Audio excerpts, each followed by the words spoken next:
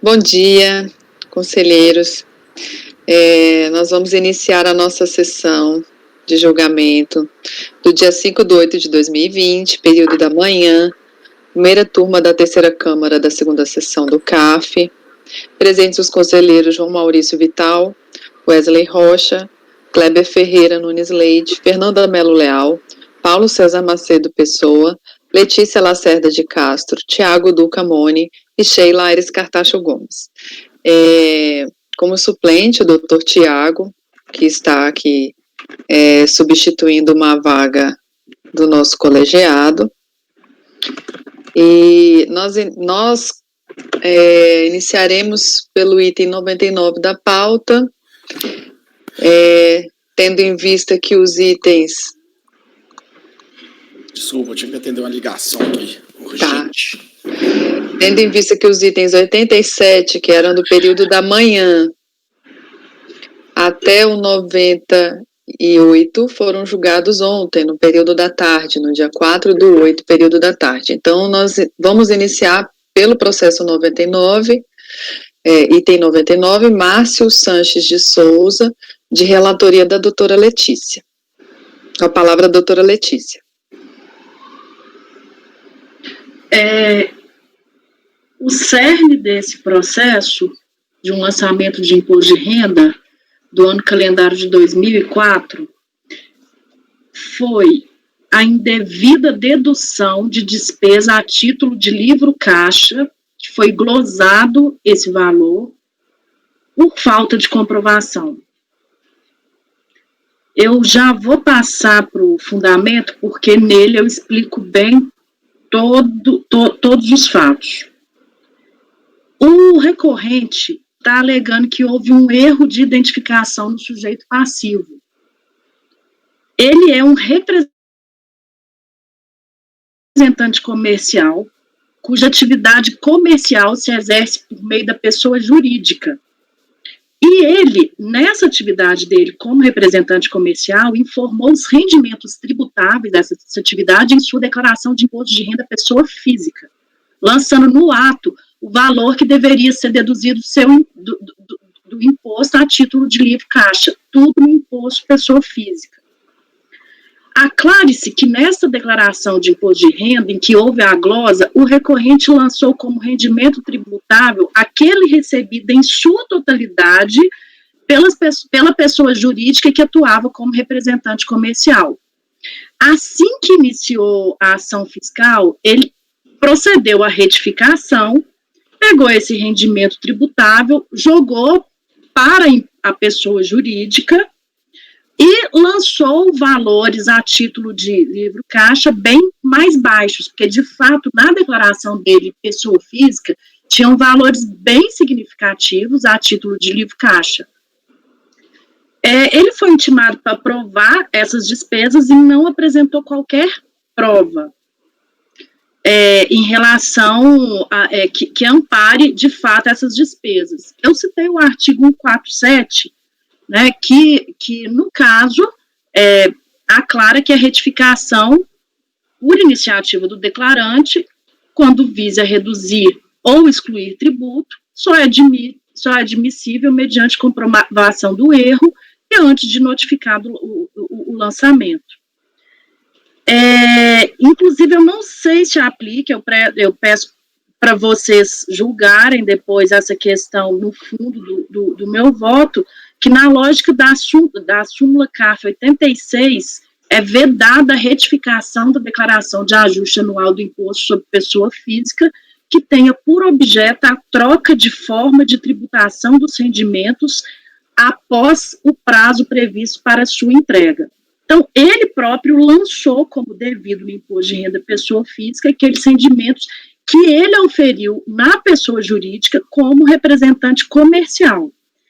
Eu citei que, independente da discussão de fundo devera sensível de os rendimentos tributáveis do representante comercial recebidos por meio de uma firma individual dever ser lançados ou não da declaração de ajuste de pessoa física, e mesmo que se entendesse que se tratem de rendimentos da pessoa jurídica, não se autorizaria esse entendimento que ele não poderia retificar mais o imposto como ele pretendeu, e foi a única linha de defesa dele nesse processo administrativo. Então, o cerne do presente processo manteve-se estabilizado por evidente no lançamento tributário, ser ou não devidas as despesas lançadas a título de livro caixa, que ele tinha lançado, no contexto da declaração de ajuste anual. Esse foi a diligência para ele provar as despesas. E ele retificou tudo e passou para a pessoa jurídica. Foi uma questão de fundo que me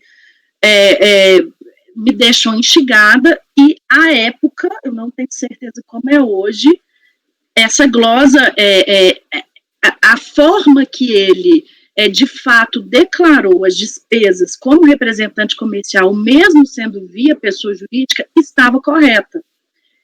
Aí eu citei o acórdão recorrido, que aclara bem essa questão em vários dispositivos. Ele aclara que os representantes comerciais, mesmo que atuem como em uma pessoa jurídica, deve sim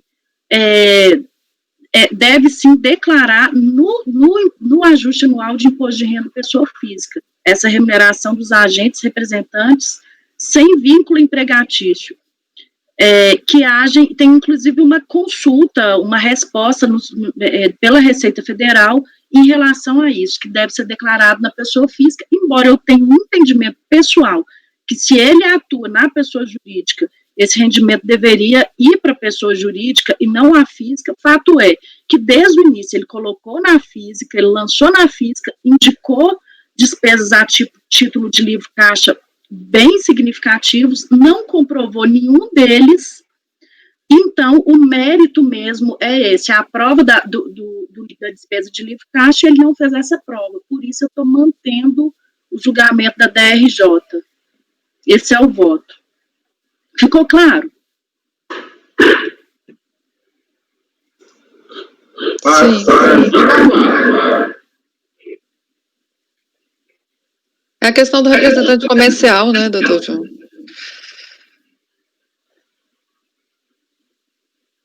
É uma questão que, igual eu falei, no mérito me incomoda, porque se ele tem uma pessoa jurídica, ele deveria lançar no imposto dele, mas desde o início ele fez correto. A DRJ falou, não, você lançou correto, é na pessoa física mesmo.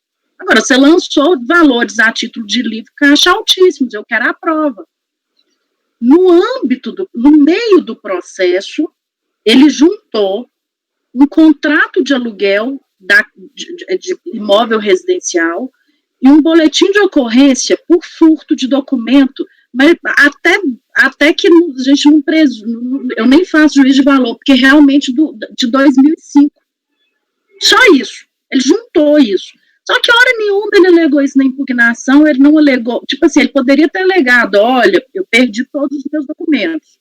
Nem na impugnação, nem no recurso administrativo, ninguém citou isso. Eu até indiquei isso no meu voto, foram juntados isso, mas não há nenhuma menção, não tem nenhuma tese defensiva disso. E aí, para fugir um pouco do julgamento do mérito, que eu particularmente acho que ele deveria ser na pessoa jurídica, eu recortei que ele tem que provar livro caixa, ele não poderia retificar o imposto dele igual ele fez, ele não provou o livro caixa. Sim. Algum questionamento, pessoal? Deixa eu ver se tem preliminar. Tem a preliminar. Que você colocou aqui, você suscitou o artigo 59, ele falou de nulidade. Aí tem só que acrescentar a questão da preliminar. Tá. Tá aqui bem no iniciozinho, a preliminar, conforme narrada, nulidade da notificação.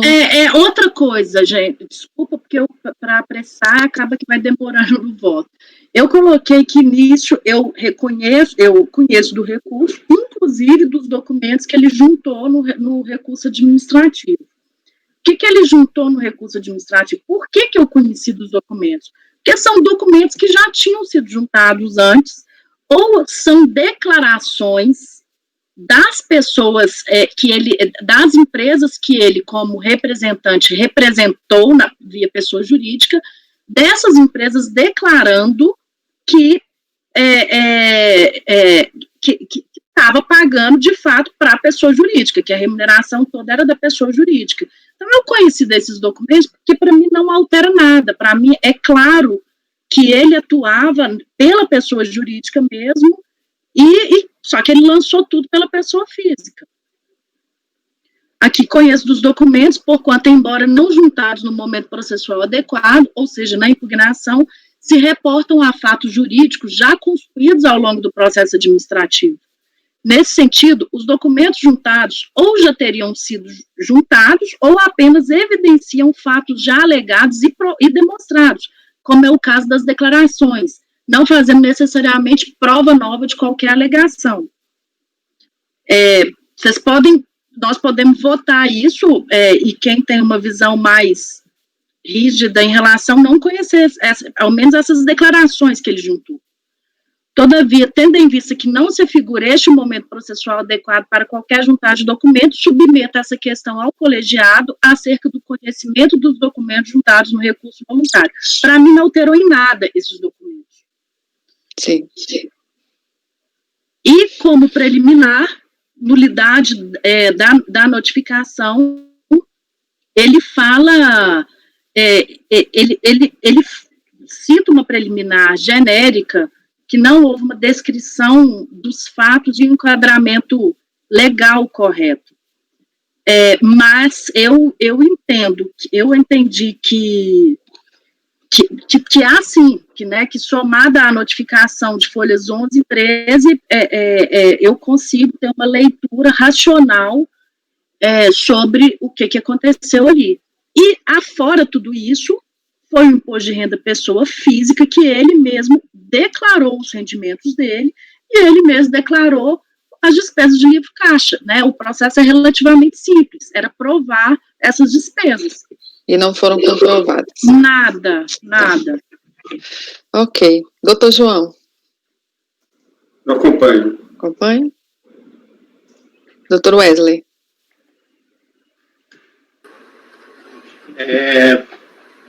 Estava vendo aqui a questão levantada pela relatora. Eu não entendi se ela pôs para conhecimento das provas. Ela conheceu as provas anexadas em recurso.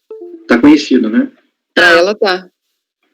Esse aqui é o caso ali de representante comercial, né? Sim. Sem vínculo empregatício, não tem muito o que se fazer, enfim. Nesse caso, acredito que a prova ela deveria estar mais bem costurada, o que é muito difícil nessas questões aí de representante comercial. Eu vou acompanhar a relatora cumprimentando o voto dela. Doutor Kleber? Acompanho. Doutora Fernanda? Acompanho. Doutor Paulo? Acompanho. Doutor Tiago? Acompanho. Eu também acompanho. Então, acordam os membros do colegiado, por unanimidade de votos, em rejeitar as preliminares e negar provimento ao recurso. Indo para o item número 100, relatoria do Dr. Paulo. Carlos Eduardo Ferraz de Matos Barroso. Bom, vamos ao número 100, nós vamos continuar aqui tratando de glosa de livro caixa. Eu transcrevo o relatório da decisão recorrida, que negou o provimento, que negou a pretensão deduzida pelo sujeito passando na impugnação. Ele apresenta o recurso voluntário, cujos fundamentos eu vou analisar logo na leitura do voto, ok? Para não ser repetitivo. Bom, conheço do recurso. O recorrente suscita preliminar de erro material no acordo de piso, ao especificar no relatório o montante tributário do imposto referente ao fato gerador de 31/7/2003. Com efeito, considerando que o crédito tributário exigido foi integralmente mantido na decisão de piso, nos exatos termos do lançamento, considerando que referido erro não trouxe nenhuma repercussão na análise do litígio, os que não integrou os fundamentos da decisão recorrida, rejeitam a preliminar. Quanto ao inconformismo do recorrente face à recusa da decisão de piso em admitir jurisprudências citadas, como integrantes da legislação tributária, rejeita essa tese, com efeito, coaduno com a decisão recorrida por entender que somente jurisprudência de caráter vinculante autoriza o afastamento da lei em sede de julgamento administrativo da lei da lei tributária. Quanto à glosa das despesas incorridas em GEGRAF, aí eu começo a analisar o mérito, né? Consignado como desenvolvimento de software no demonstrativo de despesas glosadas do auto de infração, a exemplo do lançamento efetuado em 5 de fevereiro, às folhas 194, a defesa não apresentou nenhum documento apto a caracterizar tal despesa como de custeio, caso em que reputo seria dedutivo por entender abarcada pelo conceito de essencialidade para a percepção dos rendimentos. No exposto, mantenho essa glosa. Quanto à glosa de despesas incorridas com a pessoa jurídica Dominicarte, a defesa juntou a declaração de folhas 242, afirmando ter havido acordo com o recorrente alusivo ao licenciamento de uso de software. Não obstante, referido documento não se presta à comprovação da despesa, posto que sequer indica os termos do referido contrato, em especial o preço avançado. No exposto, mantenho essa glosa. A despesa assevera que as despesas incorridas com Chilton Viagens e Kingston Hotéis estariam ligadas ao contrato de fornecimento de software, avançado com a empresa Dominicarte, devendo seguir a natureza deste, para fins de dedutibilidade do livro caixa. Com efeito, ainda que tais despesas estivessem vinculadas à prestação do referido serviço, não seriam dedutíveis. Ocorre que a despesa por locomoção, exemplo de passagens ou diárias em hotéis, não são dedutíveis do livro caixa por expressa vedação legal, ao teor e aos cito dispositivos normativos. É oportuno citar ainda que o sujeito passivo não logrou fazer prova dessa alegação na forma exigida pelo PAF. Não se prestando para tal, a alegação de que era sua praxe realizar contratos verbais. Se assim procedia, deliberadamente admitia a eventual impossibilidade de não estar apto a atender às exigências de comprovação das despesas escrituradas em livro caixa. Do exposto, mantenho essas glosas. Quanto à glosa de serviço com projeto de arquitetura, a própria defesa admite a impossibilidade de comprovação ao aduzir que não houve tempo hábil para que o arquiteto Raul declarasse a existência de contrato verbal, nem que classificasse os valores recebidos como projeto, mão de obra e matéria-prima. Com efeito, considerando o teor tal do PAF, mantenho essa glosa por falta de comprovação da alegação. Quanto à glosa da despesa incorrida com a Itautec, não obstante os argumentos defensivos, incluindo a jurisprudência citada, que a parte não possuir caráter vinculante não se aplica ao IRPF, acolho os fundamentos da decisão recorrida para rejeitar essa tese. Aí, vou ler aqui o voto. O cerne da irresignação do impugnante é que se trata de despesa com locação de equipamentos de informática. A natureza da locação é reconhecida pelo próprio auto de infração. Diz que é equívoco ao apontar-se a existência de opção de compra dos equipamentos, pois não existiu, de modo a caracterizar o contrato como equiparado ao leasing. Aduz que os equipamentos locados eram essenciais à manutenção da fonte produtora e que não se autoriza a desconsideração de um contrato de locação sem opção de compra para caracterizá-lo como instrumento de aquisição de material permanente, não depreciável em um ano. Entende prelecionar que não há qualquer necessidade de interpretação da natureza da despesa no que tange ao arrendamento, leasing, porquanto a legislação tributária é explícita nesse sentido, isso é, não são admitidos como dedução, a expressa vedação legal. Eu cito a norma, a decisão citou a norma. Restaria saber, no caso em tela, se o contrato tem natureza vedada pela legislação, compulsão dos autos. Observa-se que a autoridade autuante agiu com correção, pois, diferentemente do que alega o impugnante, os autos dão conta da opção de compra, do cotejo dos documentos acostados, especialmente do localizado às folhas 64, verifica-se que houve sim a inclusão de cláusula de opção de compra. Tal aditamento efetuado entre a Itautec e o locatário, do órgão impugnante, contém inclusive reconhecimento de sua firma efetuado pelo ofício de notas, além de testemunhas signatárias. Assim, correto o procedimento fiscal, mantém-se a glosa. Eu estou acolhendo esse fundamento para manter essa glosa aqui.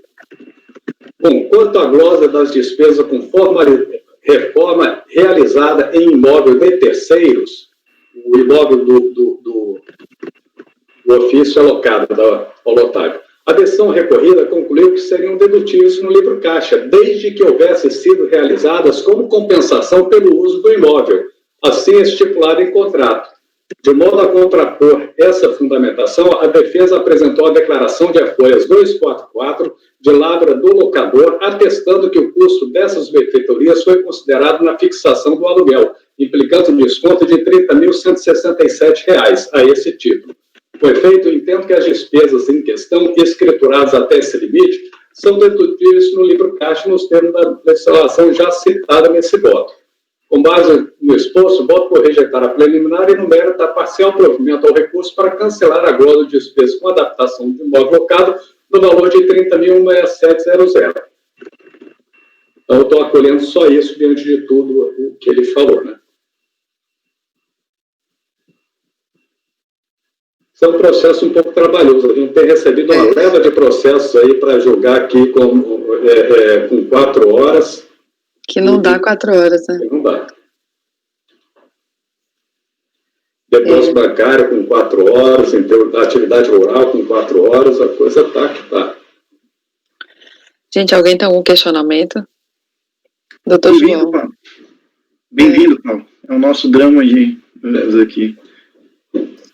Eu estou vendo que a vida das turmas extraordinárias não é nada fácil, é mais difícil que a nossa, viu? Sim. Exatamente.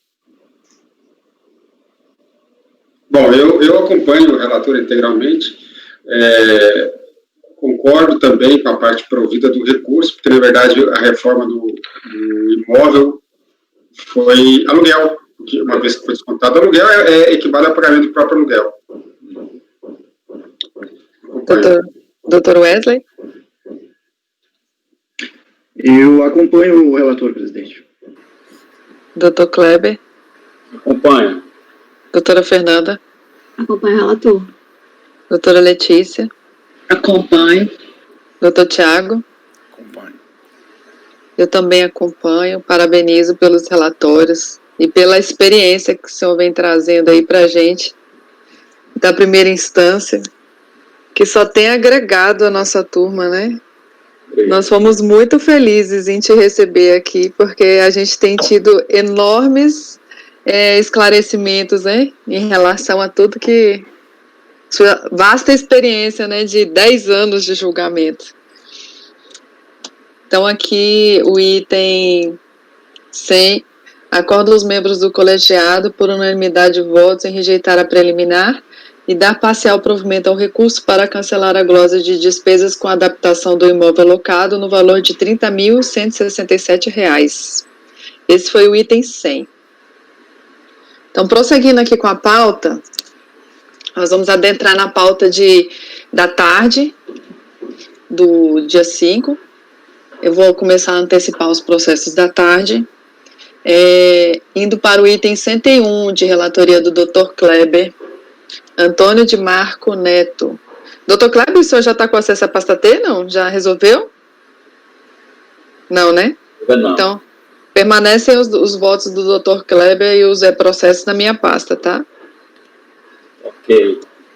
Antônio de Marco Neto. Trata-se de auto-infração, exercício 2005, por ter sido constatada infração de omissão de rendimento de aluguéis recebidos de pessoas físicas e omissão de rendimentos provenientes de depósitos bancários, né?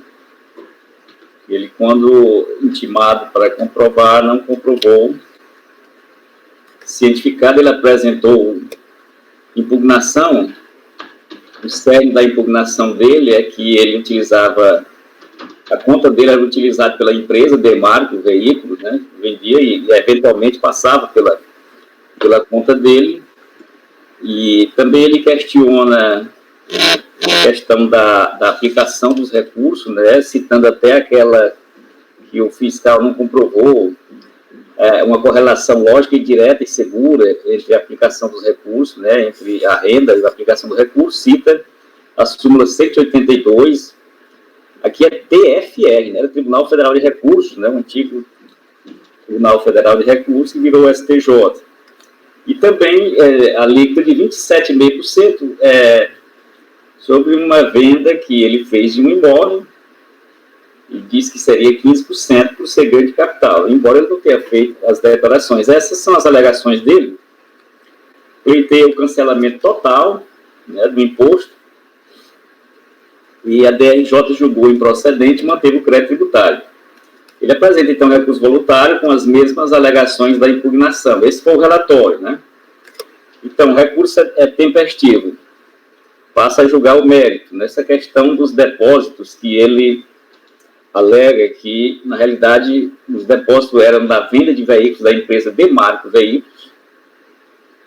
O contribuinte alega que é proprietário da concessionária Demarco Veículos, a qual realiza venda de veículos usados através de consignação, e que, por se tratar de uma concessionária pequena, a pessoa física acabava por se confundir com a pessoa jurídica, razão pela qual os valores da operação da venda consignada acabavam por passar na conta corrente do impugnante. E, em que pese o equívoco, tais valores não se configuram como rendimentos, pelo contrário, sujeito à tributação da pessoa jurídica e não na física. Ocorre que, salvo por comprovação hábil e idônea, os depósitos bancários pertencem às pessoas constantes do cadastro. A matéria se encontra simulada no CAF, né? Súmula 32. A titularidade do depósito bancário pertence às pessoas indicadas nos dados cadastrais, salvo comprovado com documentação hábil e idônea, uso e conta por terceiro. Conforme o relatório relatado pela fiscalização, já foi deduzido no valor total os depósitos que tiveram origem comprovada na venda de veículo efetuado pela empresa Marbol Comércio de Veículos e Promoções de Evento Limitado, que é a Demarco Veículos, sua propriedade, permanecendo no lançamento os demais depósitos para os quais o contribuinte, quando intimado, não logrou comprovar Então, nessa parte permanece o lançamento, né? Uma parte ele comprovou que foi de venda de veículo, a parte não comprovada permanece no lançamento original. Quanto aos depósitos bancários, o recorrente questiona a presunção de omissão de rendimento com base nos depósitos, colacionando decisões administrativas e jurídicas, inclusive a súmula 182 do Tribunal Federal de Recursos. Eu cito a fundamentação da presunção de omissão, o artigo 42, que, de acordo com a lei, os estados bancários que ele forneceu possuem força probatória recaindo onde comprovar a origem de depósito sobre o contribuinte, por meio de documentação hábil e idônea. Mas a Lei 9.430 revogou o parágrafo 5º do artigo 6 da Lei 8.021, né, que falava o arbitramento poderá ainda ser efetuado com base em depósito ou aplicações realizadas junto a instituições financeiras, quando o contribuinte não comprovar a origem dos recursos utilizados nessas operações. O artigo 6 dizia o seguinte: o lançamento de ofício, além dos casos já especificados em lei, far-se-á arbitrando o procedimento com base na renda presumida, mediante utilização dos sinais exteriores de riqueza, né? Então, tinha que comprovar, na legislação anterior, que a pessoa com sinais exteriores de riqueza. De acordo com o dispositivo legal revogado, exigia-se prévia demonstração de sinais exteriores de riqueza pelo agente fiscal para o lançamento de ofício com base na renda presumida. E eu cito, então, a súmula CARF número 26, que a presunção estabelecida no artigo 42 da Lei 9.430 dispensa o ofício de comprovar o consumo da renda representada pelos depósitos bancários, né? Isso foi revogado, inclusive como o artigo da lei foi revogado, não tem mais valor, aquela súmula do TFR, né? Portanto, nessa questão, né, de ele correto o lançamento. Para as demais questões as questões postas, a questão da aplicação da lei de 27,5%. Ele alega que sobre a venda do imóvel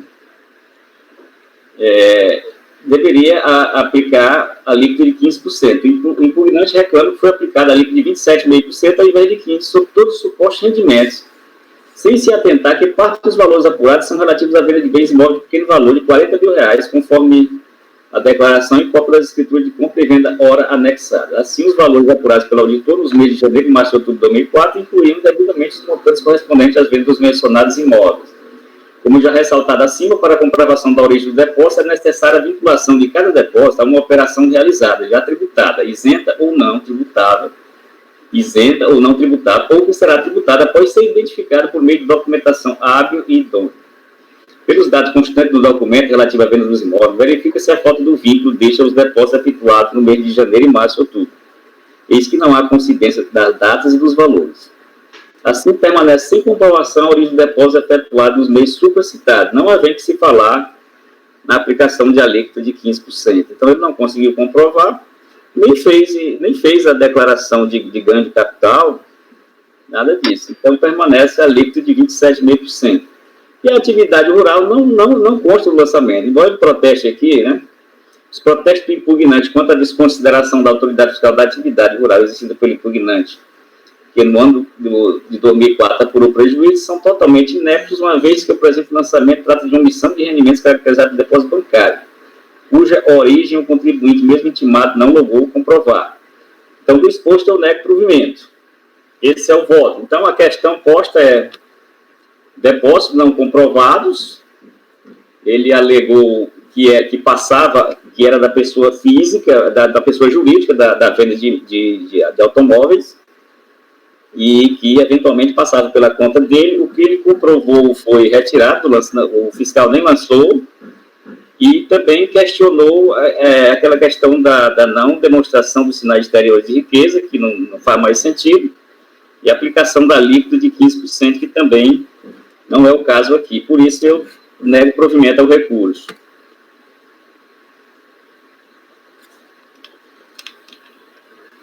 Ok, obrigada, doutor Kleber.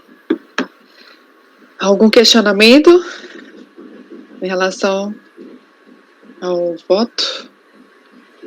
Doutor João, como vota? Eu acompanho. Doutor Wesley?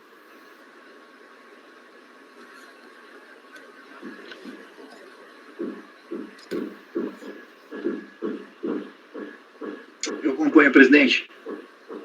Doutora Fernanda? Acompanho o relator. Doutor Paulo? Acompanho. Doutora Letícia? Acompanho. Doutor Tiago? Acompanho. Eu também acompanho. Então, item 101, acordam os membros do colegiado, por unanimidade de votos, em negar provimento ao recurso. Processo julgado em 5/8 pela manhã. Item 102, Carlos Alberto Queiroz Platilha, do Dr. Kleber também. Novamente, é questão de omissão de rendimentos,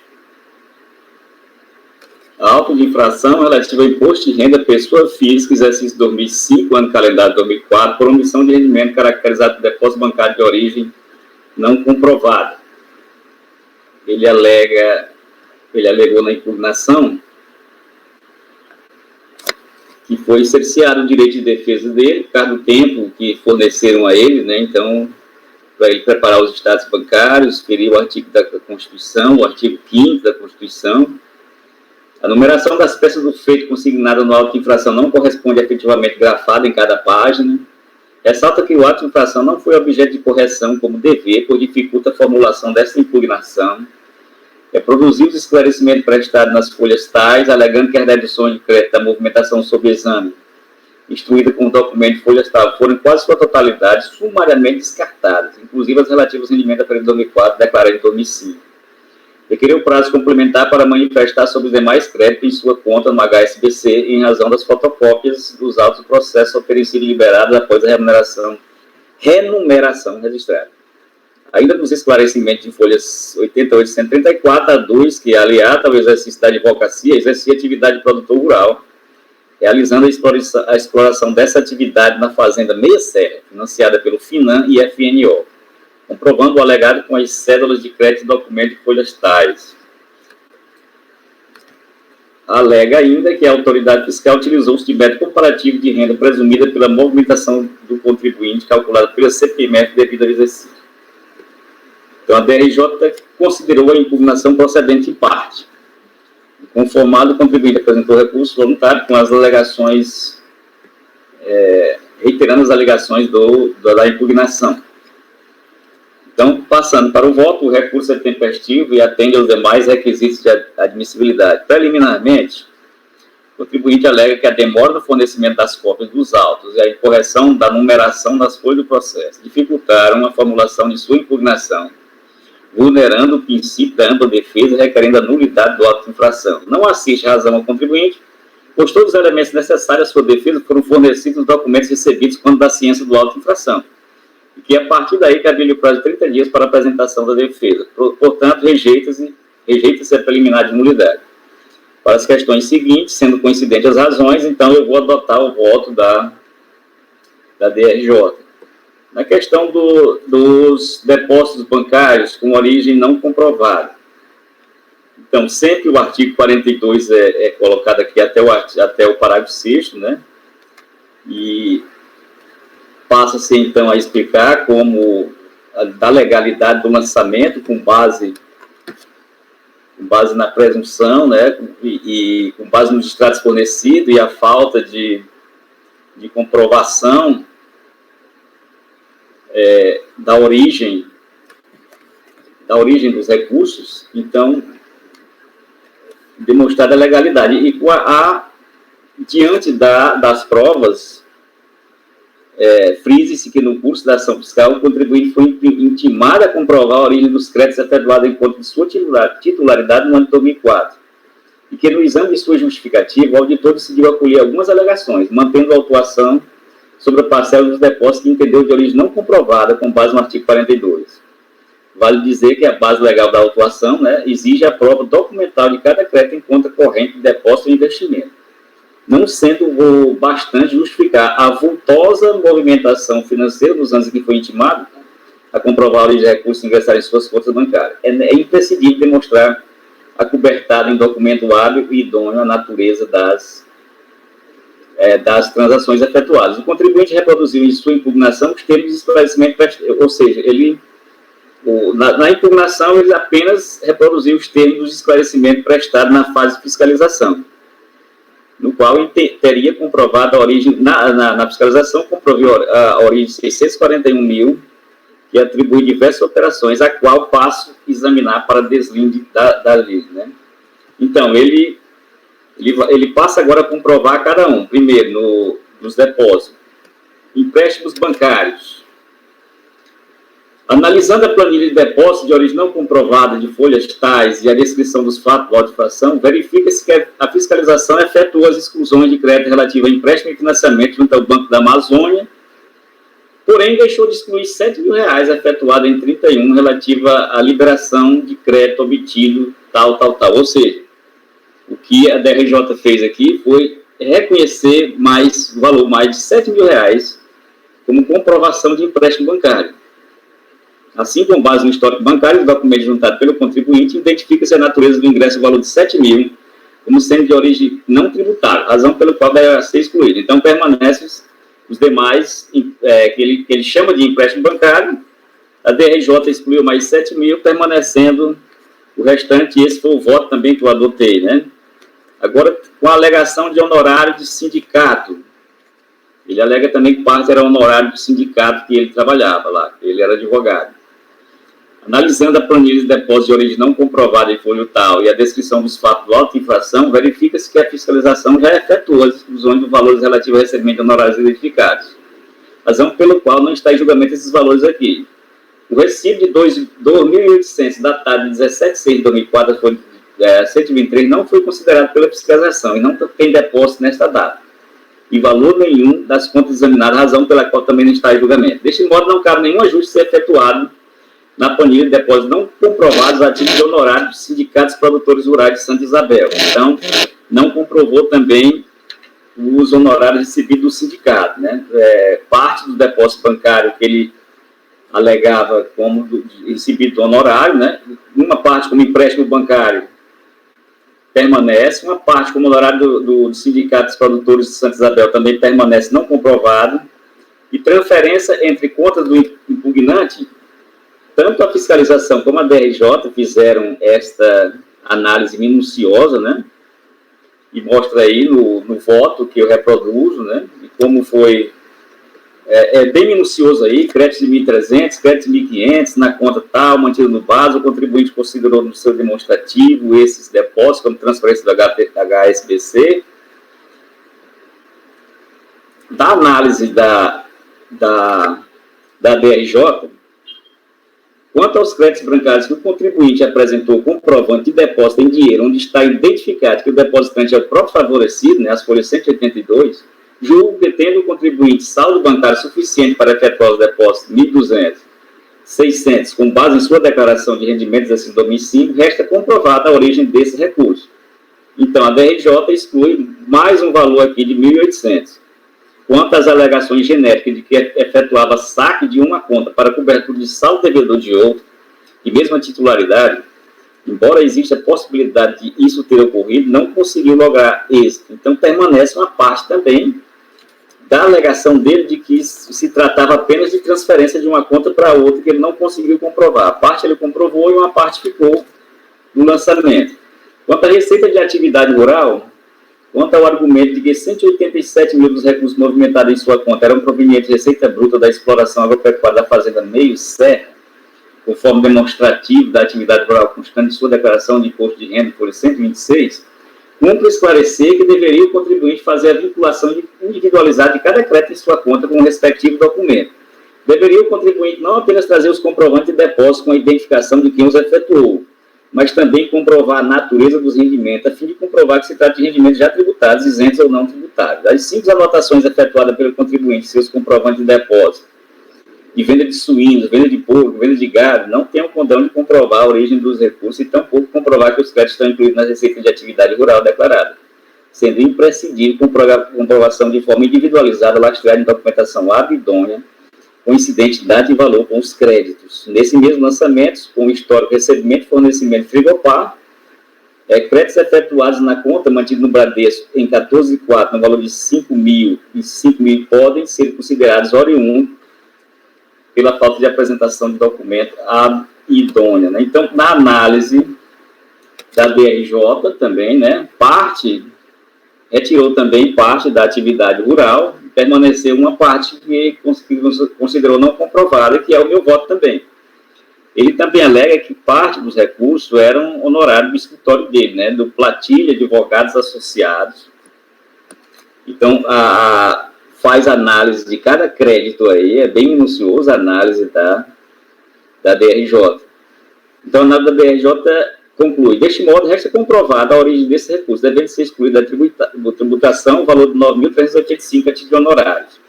Quanto às alegações de recursos relativos a repasse de clientes para ressarcimento de despesas processuais, como o contribuinte não apresentou os comprovantes das operações, limitando-se a apresentar cópia das petições processuais e identificar de próprio punho os comprovantes de depósitos, folhas tais, que os valores foram depositados por Arapari, Sanave, Alfredo, Manuel, Fernando Filho, decide não acolher como comprovada a origem por falta de comprovação por documento hábil e idôneo. Então, eu fiz a análise, adotando o voto da DRJ, a DRJ analisou minuciosamente, eu também concordei com a DRJ, eu também fiz a análise e concluí de todos esses aí que ele alegava parte, então, a própria fiscalização já não lançou, e parte ele não logrou comprovar. Então, do exposto, eu voto por rejeitar a preliminar, né, de nulidade, e no mérito por negar o provimento ao recurso.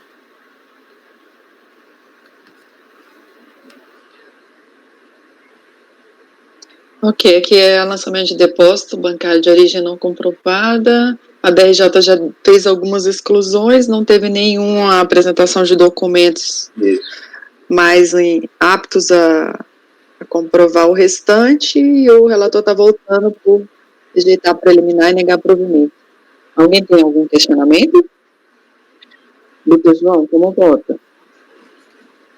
Eu acompanho. Isso aí é o tipo caso da pessoa, infelizmente é o que a lei diz. A pessoa, ele era advogado, ele era produtor rural, aí ele vendia o porco e botava o dinheiro na conta dele, ou recebia um honorário, o dinheiro para a conta dele, mas não tinha dinheiro para comprovar cada uma dessas operações. Como disse o relator, é possível que isso tenha acontecido, é possível que tenha justificativa, mas aí, nesse caso, cabe ao contribuinte comprovar nos termos do artigo 42 da norma 430. Eu acompanho o relator. Eu ia perguntar só ao doutor Kleber, o doutor Sheila. Sim. Permite, essas vendas de produtor rural, sei lá, se a gente pode falar dessa forma, não tem documentos idôneos, notas fiscais, como é que Não tem, não. Ele só tem de quem foi que ele comprou, de quem ele vendeu, só isso. Ele apresentou uma planilha dele, dizendo que comprou, vendeu o swing de fulano de tal. Só isso. Tá. Foi o que ele apresentou. Tá, jóia. Doutor Wesley? A famosa custo-oportunidade, né? Obviamente, ele foi intermediário aqui, deu para perceber, das operações rurais. E normalmente não formaliza todos esses procedimentos, penso eu, até os contribuintes que, acreditando que em algum momento não vão ter problemas com o fisco, né? Que é de forma equivocada, do meu ponto de vista. E verifiquei ali a questão dos rurais, das atividades rurais, Thiago, então não tem só informações bem... Não tem documentos que possam dar lastro nesse caso. E mesmo se tivesse, teria que ter também ali as comprovações de recolhimento dessas operações. Então, eu acompanho o relator. Doutora Fernanda? Acompanho o relator. Doutor Paulo? Acompanho. Doutora Letícia? Acompanho. Eu também acompanho. Então, o item... Acompanho também, presidente. Ah, doutor Tiago, te pulei, desculpa. Não tem problema, mas acompanho lá. Doutor Tiago. Eu também acompanho. Gente, esse negócio do virtual, você esquece, não está seguindo a sequência assim, né? Item 102, então, acordam os membros do colegiado por unanimidade de votos em rejeitar a preliminar e negar provimento ao recurso. Item 103, doutora Fernanda. Tem o 103 e o 104 aqui, né? Mas aí... Da Célia Costa Lima. Isso. Deixa eu abrir aqui só um minutinho.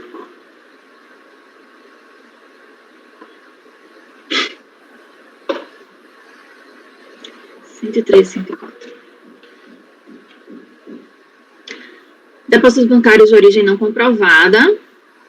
Tá? Declaração conjunta. Depósitos bancários, conta conjunta e declaração não conjunta. Pois bem, esse caso aqui foi omissão de rendimentos, né, caracterizados por depósitos bancários de origem não comprovada, exercício 2006, no calendário 2005, juntando um crédito tributário total de 327 mil. No termo de verificação fiscal, foi verificado que a omissão de rendimentos foram por valores creditados em contas de depósito ou investimentos mantidos em instituições financeiras, em relação às quais o contribuinte regularmente intimado não comprovou mediante documentação hábil e idônea. Os valores que efetivamente ingressaram na conta corrente do contribuinte a título de depósitos ou créditos foram detalhados, foi solicitada a explicação das origens de tais depósitos, foi verificado que a conta é conjunta e que o casal não apresentou declaração em conjunto. E essa contribuinte também não constou como dependente do cônjuge, resultando na imputação do valor dos rendimentos mediante divisão entre o total de rendimentos apurados pela quantidade de titulares. A autuada foi cientificada e apresentou impugnação, alegando em síntese que a dona de casa não exerce qualquer atividade comercial, que existe um CNPJ vinculado ao seu nome, porque não tinha sido ainda dado baixa na Receita Federal, embora na Secretaria da Fazenda do Estado de São Paulo já tivesse sido baixa já tinha sido dado baixa deste CNPJ, que por erro formal de preenchimento, a impugnante não teve seu nome e CPF informado na DIF do exercício 2006 de seu cônjuge. O seu cônjuge informa a declaração de imposto de renda, modelo simplificado. Aí ela alega, né, que não pode ser responsabilizada por essa liberalidade da fiscalização, traz a doutrina, cita a jurisprudência do TRF da terceira região, alega que não teve nenhum acréscimo patrimonial, pode ser verificado pelos rendimentos dela, que ela não tinha trabalho, sequer teve qualquer acréscimo patrimonial. A DRJ São Paulo, na análise da impugnatória, manifestou seu entendimento no sentido de que trata-se de uma presunção oriunda de definição legal, de uma presunção legal, tá? Quanto à conta conjunta, ela alega que não houve emissão de rendimentos, né, que estava lá como agregado do seu cônjuge, mas que não tinha nenhuma relação com tais depósitos.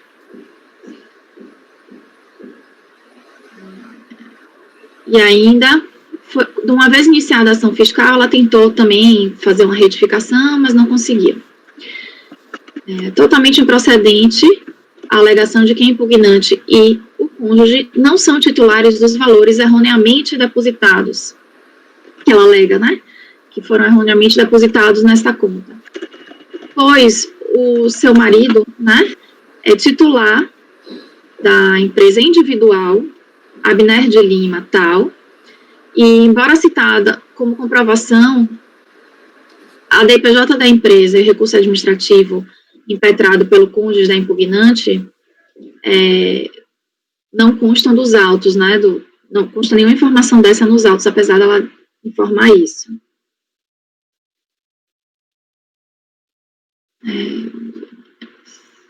Ela ficou no campo das alegações, ela alega que não tem patrimônio, que não exerce nenhum trabalho, que é co-titular da conta, mas que não sabe nem a origem dos depósitos, porque não tem nenhuma correlação com isso.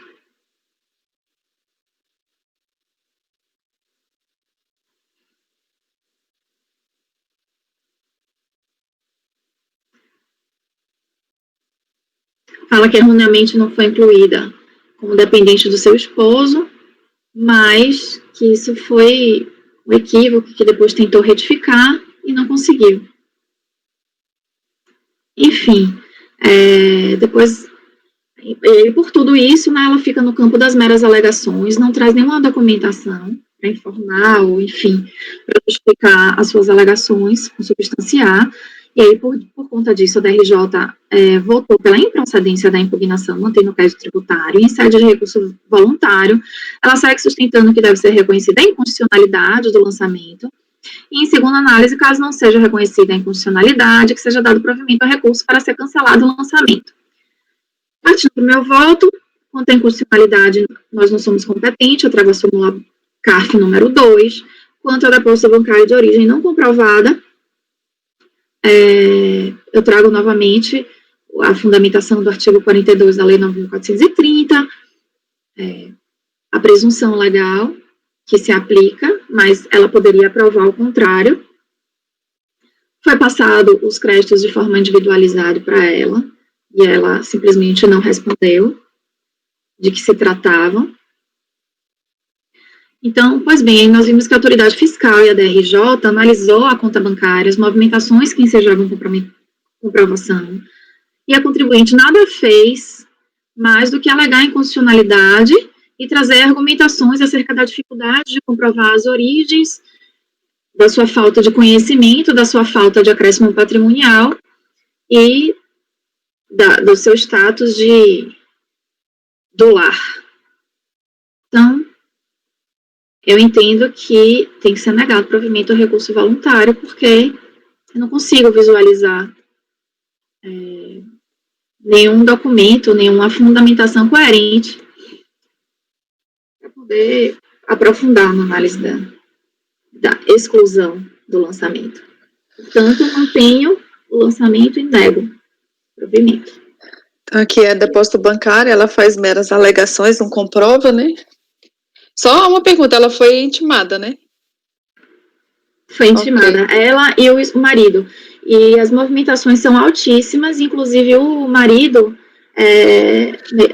também, né, o titular da conta conjunta, que em tese seria o responsável pelas movimentações, ele entregou a declaração no modelo simplificado. Ok. Doutor João? Eu acompanho, isso é o típico caso do marido que usou a conta da esposa, né? E aí, correto foi o lançamento, que não sendo declaração em conjunta, lançou metade do rendimento presumidamente omitido para cada um dos contribuintes. correto lançamento. Então, o fato de ela alegar, mas eu sou dona de casa, mas eu não tenho patrimônio, não afasta a presunção legal nesse caso. Dr. Wesley? Não sei de onde o doutor João tem certeza que pode ter sido a esposa que usou conta do marido também, né? Pode, é porque o marido é o declarante, só por isso. Mas, né, vai que ela que... E foi ela que alegou que era dona de casa. Pode ser. Hoje em dia as coisas não são tanto que parecem. Tirando a brincadeira à parte, eu vou acompanhar a relatora. Desculpa a brincadeira, doutor João. Dr. Kleber? Acompanha a relatora. Dr. Paulo? Acompanho. Doutora Letícia? Acompanho. Agora, doutor Tiago? Acompanha. Eu também acompanho. Então, item 103, acorda aos membros do colegiado, por unanimidade de votos, em conhecer parcialmente do recurso, não conhecendo das alegações de inconstitucionalidade, súmula CAF número 2, e negar-lhe provimento. O 104, doutora Fernanda, é a mesma coisa? Na verdade, presidente, o 104 é a multa por falta de entrega da declaração. Ah, tá, então é diferente. Porque ela não entregou, né? Ela disse que por equívoco o marido não incluiu ela como dependente, e aí ela teve a multa, e aí ela alega que é um absurdo, porque ela tentou fazer retificadora, que o marido por um erro não a incluiu, e aí teve o lançamento da multa, que eu julgo como procedente o lançamento, e portanto eu nego o provimento do recurso voluntário. Abriu o voto aqui ainda não, mas teve alegação de inconstitucionalidade nesse também? Não, presidente, nesse não teve a argumentação de inconstitucionalidade, não. É só negar provimento.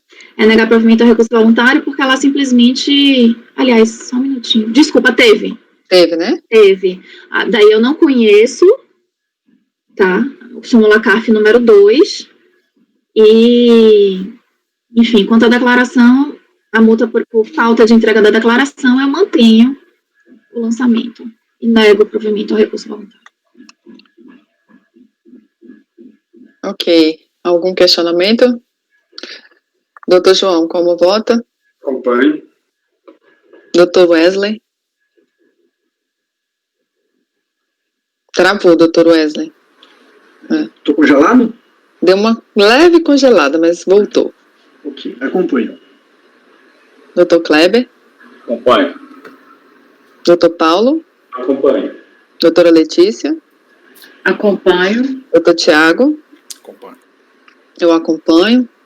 Então, item 104, acordo dos membros do colegiado, por unanimidade de votos em conhecer parcialmente do recurso, não conhecendo das alegações de inconstitucionalidade, súmula CAF número 2, e negar-lhe provimento. Voltando para o doutor Kleber. Cláudia Sharp. Item 105. Isso. Omissão de rendimentos, também. Auto de infração relativa a imposto de renda pessoa física, são 3 exercícios, por ter a contribuinte incorrido nas seguintes infrações: omissão de rendimento de trabalho sem vínculo empregatício recebido de pessoas físicas e omissão de rendimentos caracterizados por depósito bancário de origem não comprovada. Aqui a principal alegação dela é de que os recursos, na realidade, eram de uma tia dela, rendimentos de Carmen Abel Pascoal, sua tia, os quais eram depositados em sua conta unicamente para fazer frente a gastos com saúde e outros gastos pessoais. Na impugnação tem aqui com relação à questão da pessoa física, que foi tirado, nós vamos ver mais à frente, que foi aqui a DRJ acatou. Então, é procedente em parte. Inconformada, a contribuinte apresentou recurso voluntário com as mesmas alegações da impugnação, acrescentando que deverão ser excluídos do lançamento os depósitos valores iguais ou menores que R$12 mil, de acordo com a determinação legal. Então, ela também, decadência, tanto na impugnação, como agora no recurso, ela alega decadência. Então, eu passo a analisar preliminar, a prejudicial de mérito e decadência. A contribuinte alega que a autoridade tributária não mais poderia efetuar o lançamento referente ao ano calendário de 2001, tendo em vista a data da ciência do mesmo ocorreu em 21 de 11 de 2006. Né? Então, vocês já viram que não deu a decadência. A regra decadencial aplicada é a 123, né? Aliás, é a do 150, por causa da súmula Cássio 123, que ela tem fonte, né? E atrai a aplicação do 150, mas, tendo em vista que o fato gerador do imposto ocorre no dia 31 de dezembro, então no dia 31 de 12 de 2001, o fato gerador, a autoridade tinha até 30 de 12 de 2006. Portanto, foi dentro do prazo, né? Então, não há que se falar em decadência. Eu coloquei aqui dos rendimentos recebidos de pessoa física, porque ela, né, na realidade, ela repetiu o recurso a impugnar, no recurso ela repetiu a impugnação, mas isso aqui já foi tirado pela DRJ, essa questão, tanto dos rendimentos recebidos de pessoa física, como a multa do Carnê-Leão foi cancelada, então não vou mais tratar disso, já retirei aqui do original. Só a questão de depósito bancário, né? Então, eu faço aqui a fundamentação legal, a lei de 9.430, a fundamentação legal do lançamento, e a alegação dela foi só de que os recursos não pertenciam a ela, eram de terceiros. Então, ela não logrou comprovar, né, as transferências bancárias. Ressalto mais uma vez que o ônus de afastar a presunção caberia a esta apresentar todos os documentos. Ela não apresentou documentos, apenas alegou que não pertenciam a ela os recursos, né? Ela movimentava o recurso da tia dela. Então, permanece como está a questão do lançamento dos depósitos bancários não comprovados. Das demais questões suscitadas, os valores de R$12.000, ela requer que sejam excluídos do lançamento os valores de depósitos inferiores a R$12.000. De fato, como preconiza o artigo 42 da lei, né, e depois a súmula Cássio número 61, rendimentos bancários iguais a 12.000, cujo somatório não ultrapassar 80.000 no ano calendário, não pode ser considerado na presunção da omissão de rendimentos caracterizados por depósito de origem não comprovada. Ora, no presente caso, muitos dos valores envolvidos em depósitos efetuados em todas as instituições bancárias, são todas as instituições, não só uma, mostram-se individualmente inferiores a 12.000. No entanto, somados ultrapassam o valor de 80.000 dentro de cada ano calendário do lançamento. Portanto, não é o caso de aplicação da súmula Cássio número 61. No exposto, voto por afastar a decadência e no mérito por negar provimento ao recurso. Então, explicando aqui mais uma vez, só restou aqui no recurso a questão da comprovação dos depósitos bancários, que ela alegou apenas que era de terceiros e não dela. Ela pediu para tirar os de R$12.000, mas ultrapassa 80.000 em cada ano calendário, a soma de todos os depósitos bancários de todas as instituições bancárias. Então, nega provimento ao recurso.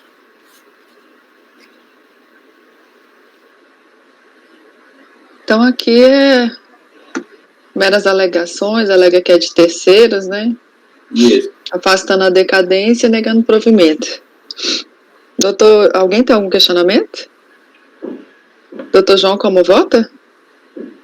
Eu acompanho. Doutor Wesley? Essa questão das contas individualizadas, até 12.000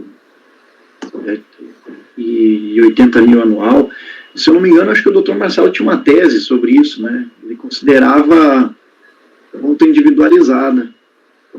Mas acho que aqui era só uma conta. Aqui é só uma conta. Não era isso, por exemplo. A tese dele era que esse limite seria um limite de isenção. Ah, é verdade. Era essa a tese dele. Não estaria... Na verdade, só tributaria aquilo que fosse além dos 80.000. Exato. Essa era a tese dele. Ele tinha um entendimento nesse sentido, né? Que a lei, nesse caso, teria, no entendimento dele, dado uma suposta isenção. O que não é uma interpretação, né? Mas tudo bem. Enfim, eu vou acompanhar o relator.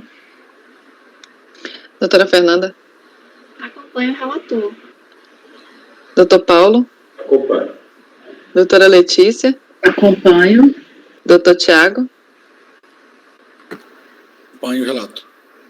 Eu também acompanho. Então, acordam os membros do colegiado, por unanimidade de votos, em afastar a decadência e negar provimento ao recurso. Aí a gente pode dar um intervalo, são 10h18. Intervalo. Eu vou interromper a gravação.